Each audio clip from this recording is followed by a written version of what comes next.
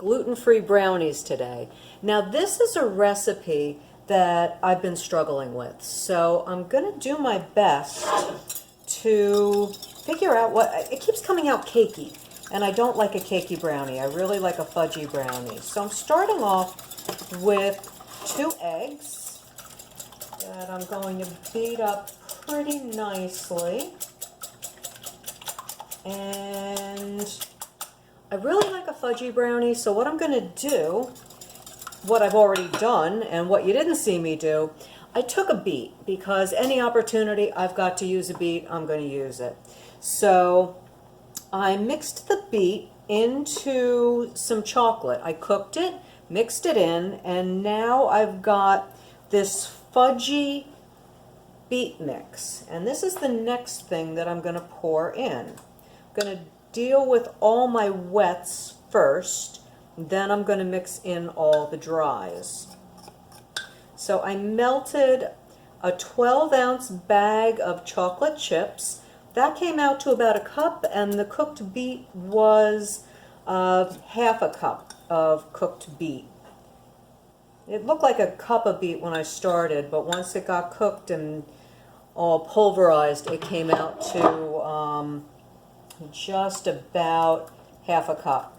So let's mix this in, and as soon as we get this blended in, I'm going to add the melted butter, and I melted a half a stick of butter. So I'd like it to be nice and well blended before the butter goes in. So that looks pretty good. Now I'm going to add the butter. Yes, I melted it in my coffee cup. And yes, that's a mighty big coffee cup. I drink me a big mug of espresso every morning. Love it. It's an entire pot that I drink.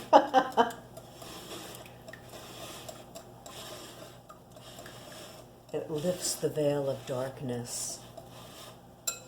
Now that blended right in. So now I'm going to add a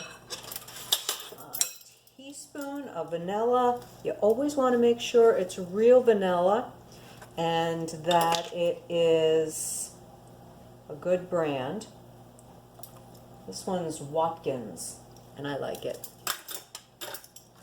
Smells good. Now blend that in. Now I'm going to let you in on a little secret. I discovered coffee flour a couple months ago. I read every kind of news trend that comes along, and it's really bitter. It's very dense. This is the coffee flour, and this is the cocoa. So you can see it's almost darker than the cocoa. Different tone anyway. So that's the coffee flour, that's the cocoa. So I'm going to start with the coffee flour. And what that is, it is dried coffee cherry pulp. So that means that when the coffee beans are picked out of the coffee, there's this leftover fruit. And so they pulverize it, and they are now selling it. And I find really the only way that I like to use it is in a chocolate dish, and sparingly. So that was a 1/4 cup of coffee flour, and it gives it a nice bitter taste, which I like.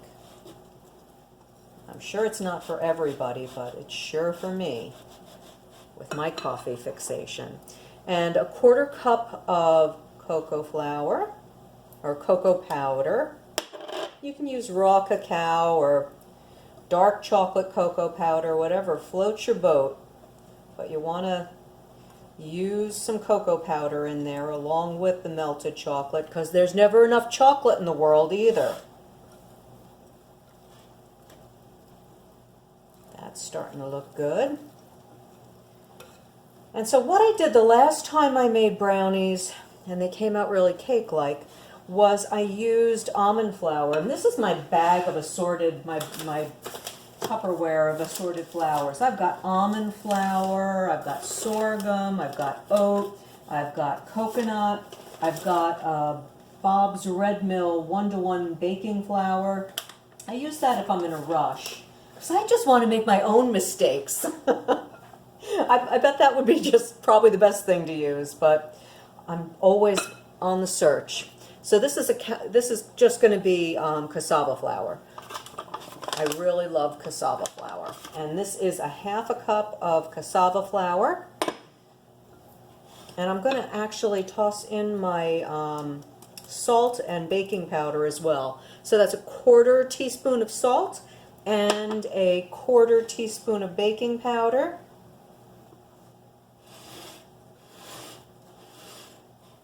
That's getting messy. My kitchen always is a disaster when I'm cooking. Ooh, that looks good. I really like to get down in there in the food that I'm making. I know a lot of people would rather just pull out the stand mixer and get it done and over with, but I just love the process of stirring and smelling what I'm making as I'm making it. That looks pretty good. So I like the texture.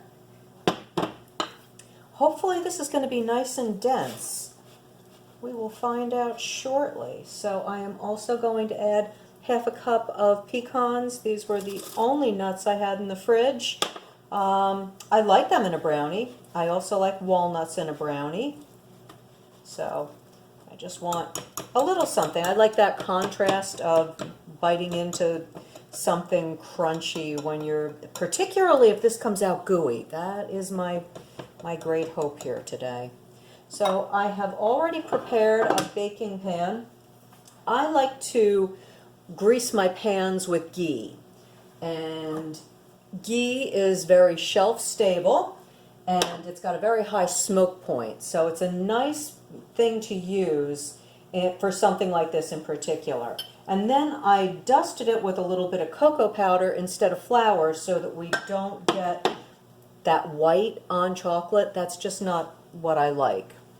I like chocolate on chocolate. So let's get this going. I have preheated my oven to 350 degrees and going to cook this about a 1/2 hour, I think. I'll be keeping an eye on it.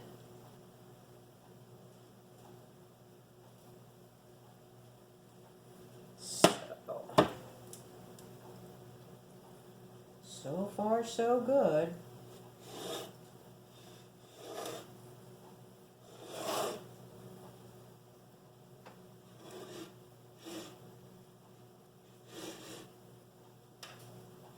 All smoothed out and ready to go. So we'll be back in a 1/2 hour and see what we got. So it's been 25 minutes. Let's see what we got.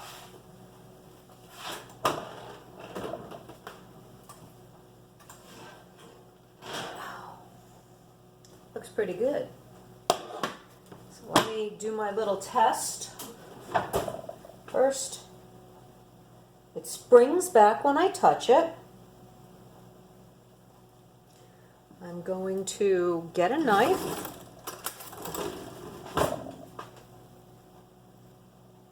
It does not come out clean.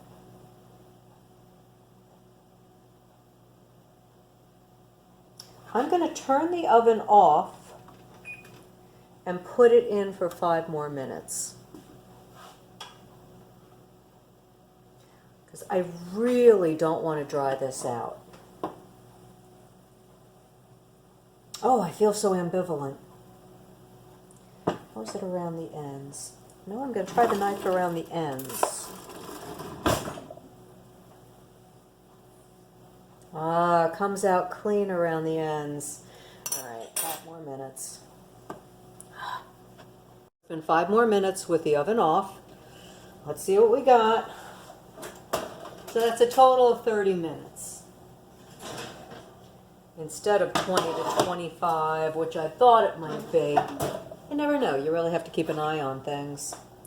Let's see what we got. Well, we would have a clean knife if it hadn't collapsed right there in the middle, so I'm going to try it again. Beautiful. And now we have to wait for it to cool, because you can't cut into brownies when they're hot. They'll just fall right apart, so we'll be back. So the brownies have cooled for about a half hour, so let's see how they're looking.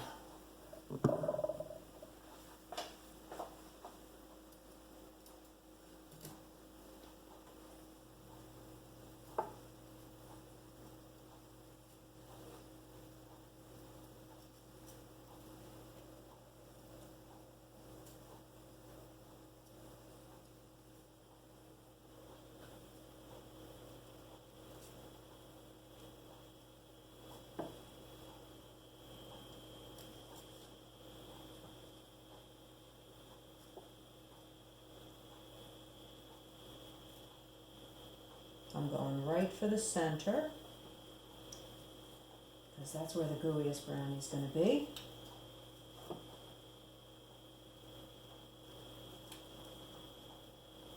Let's see what we got. Ooh, they look nice. Oh. Not as cakey as the last time I made a brownie. Not as gooey as I wanted, but really moist. Oh, I'm not going to complain. This is really good. Now, when I made the brownie, I didn't add any sugar to it. And that's because when I melted the chocolate had sugar in it. And for me, that is more than enough sugar. The coffee flour gave it a nice bitterness.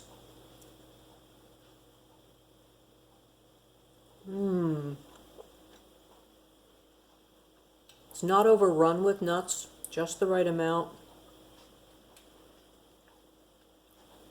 I almost wish I'd pulled it out when I first wanted to. I bet it would have been gooier then. But I don't regret it. It's really a good brownie. I will make this again. I think I finally nailed it. So I wrote down what I put in there. That was 2 eggs, 12 ounces of melted chocolate, half a cup of cooked pureed beet, half a cup melted butter, 1/4 cup coffee flour, 1/4 cup cocoa powder, half a cup cassava flour, 1/4 teaspoon salt, 1/4 teaspoon baking powder, 1 teaspoon vanilla, and half a cup of chopped nuts. Baked at 350 for, in my oven, a half hour, but I'd start checking it around 20 minutes. So there you go, gluten-free brownie. Enjoy.